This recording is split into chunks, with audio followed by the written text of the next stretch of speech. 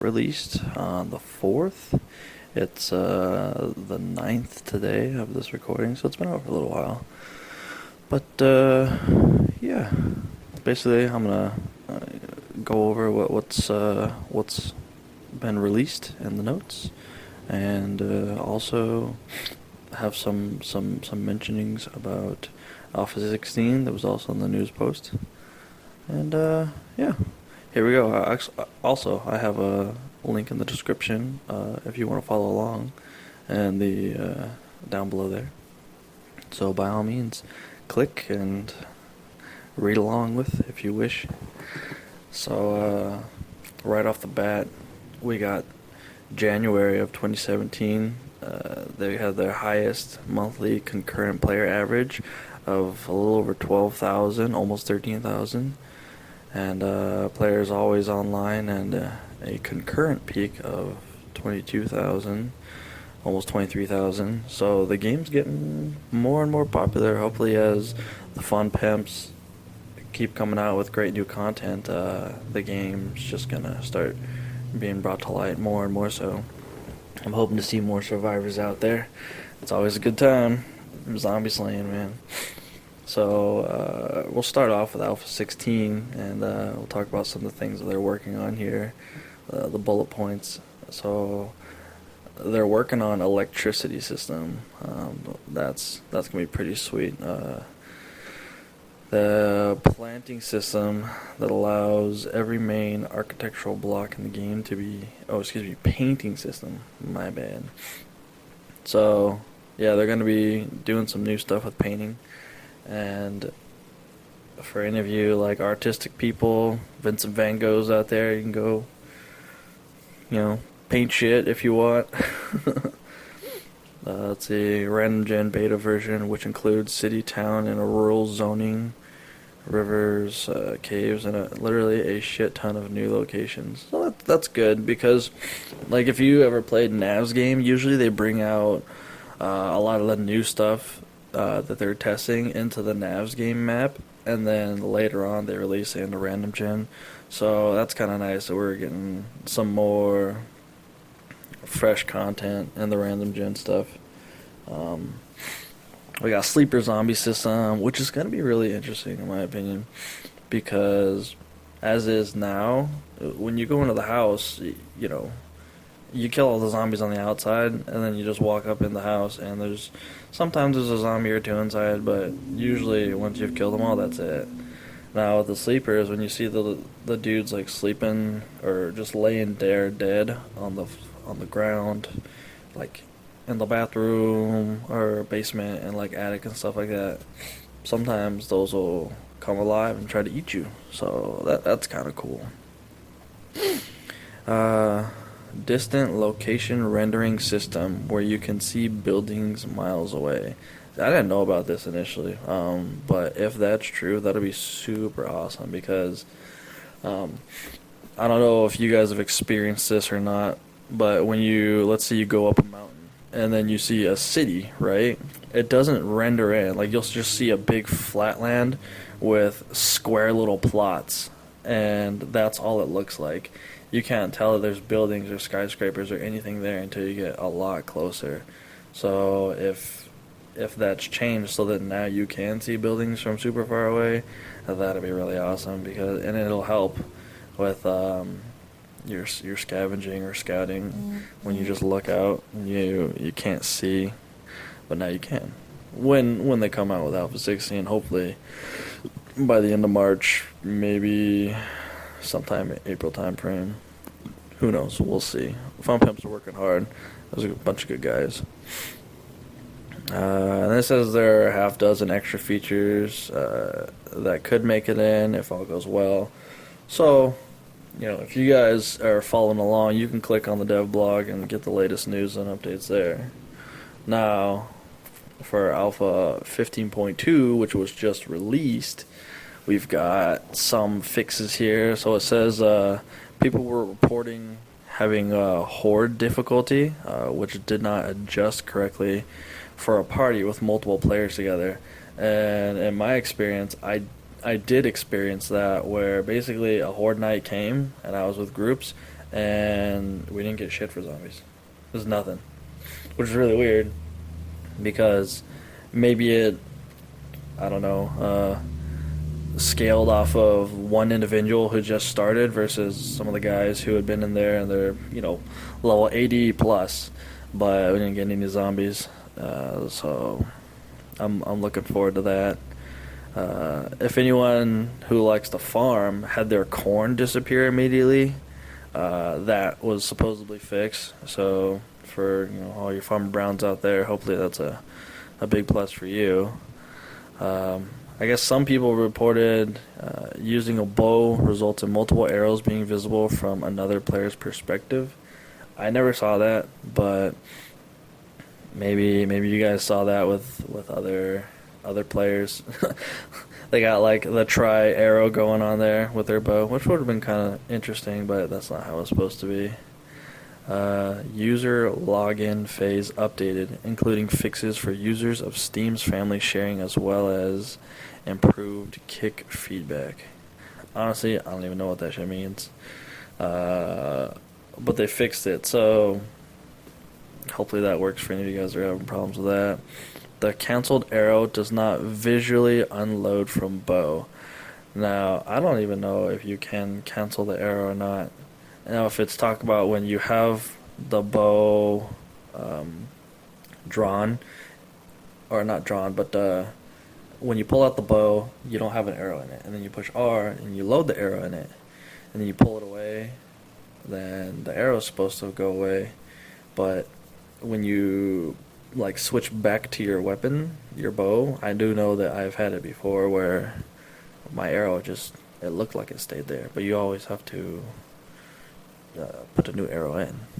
So that's kind of cool because you don't think you have an arrow in, or yeah, you would think you have an arrow in when you didn't. So that'll be good. Custom modded UMA zombies not using external atlas. I really don't know what that means.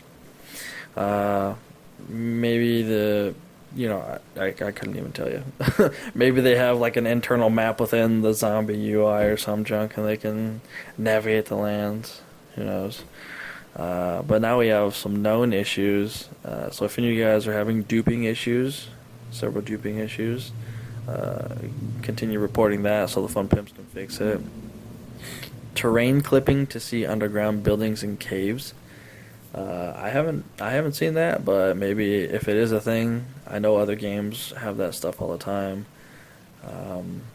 If you see it or it happens to you, maybe it causes bugs, go ahead and report that. UMA zombies are missing the head gore bone. This needs to be added to correctly show the flesh cap on the neck when the head is removed. So that does make sense to me because when I go kill the UMA zombies, it just looks weird.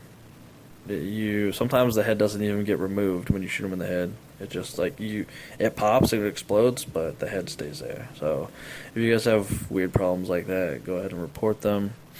The auger, chainsaw, and nail gun use the gun smithing crafting skill, and the blunderbuss uses the weaponsmithing. I never really paid attention to either of these. Personally, I thought that the blunderbuss, because it's a gun, should have been using the gunsmithing. And if those other three, tools actually use gunsmithing, they should probably go back to toolsmithing. Blunderbuss should probably be a part of gunsmithing. But that being said, I suppose if you wanted to power level your primitive weaponsmithing and then craft a blunderbuss, bada bing, you got a high level gun right off the bat, high level dog killer. Well, that's what that shit is. Next, the next things are postable crashes. I don't know if a lot of you are having crashes or not, but OS X game crashing on startup, multiple monitors are attached and not set to mirrored. So if you have multiple monitors and this happens to you, maybe that's something that's going wrong. For Linux users, graphics corruption on on some GPUs. I don't use Linux. If that happens to you, try to message Fun Pimps. Maybe they'll help you out. Windows, this is what I do use. Game crashing after entering a game on old NVIDIA drivers, 34X series. So that's a lesson a lot of people end up learning. You know, if you start having crashes, or things are just not working right, shit's going wrong, you always want to check your drivers, man. Update your shit because, well, you do the backup in case whatever you're updating to jacks your stuff up. But yeah, that's pretty simple stuff. If you're having problems, try updating your drivers. It's always a good thing. And then the possible solutions, simple stuff. Switch to the GL core renderer and the game launcher. See below. Yeah, I don't know anything about that. Windows only. Try the 32-bit engine from the game launcher. Personally, F that shit. 64-bit. All the way, baby. But, if the 32-bit is what you need to be running, then do it because, it's worth it to play the game. And a little bit shittier quality, but better performance, in my opinion. Clean your old game data. You should probably always do that.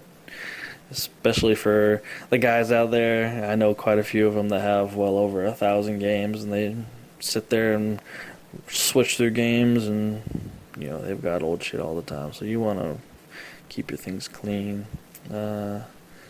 Open the Steam client. I do know some people, like when they enter a game, their Steam clients will crash or they will exit it.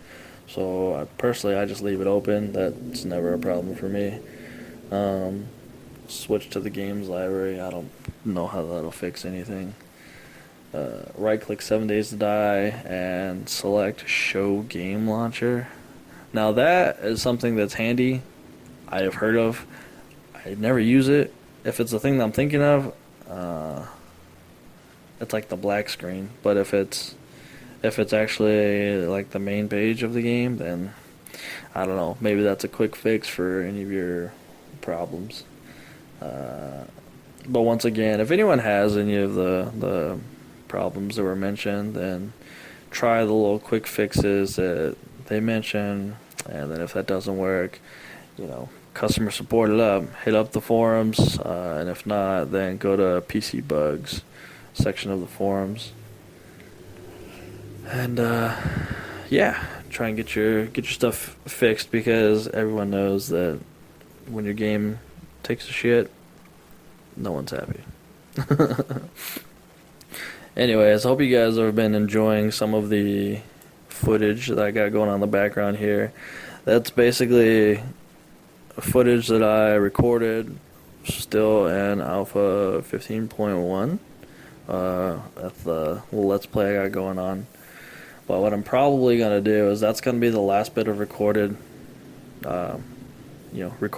for that I have. And then I'm thinking about starting up a new solo play where I'll still be talking, but I'm going to be less, let's say, derpy, and try to actually play the game seriously, because those first few videos I made, I died a lot. Let's just say that.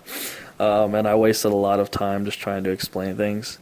But yeah, I think I'm gonna start up new, and then I've also got other things, such as I've been playing a couple, one specifically multiplayer server where I might start recording some of that, and show you guys what I'm doing over there, because it's fun times, especially when you start a multiplayer solo, and like the very first day, one of the highest level dudes in the server comes and kills you, just out of the blue.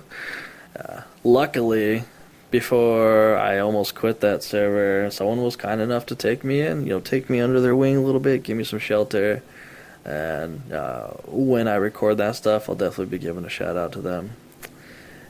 Anyways, hey, this has been Theramone Gaming. Hope you guys have been enjoying any of my content so far, and look forward to seeing my stuff in the future. As always, have a good one.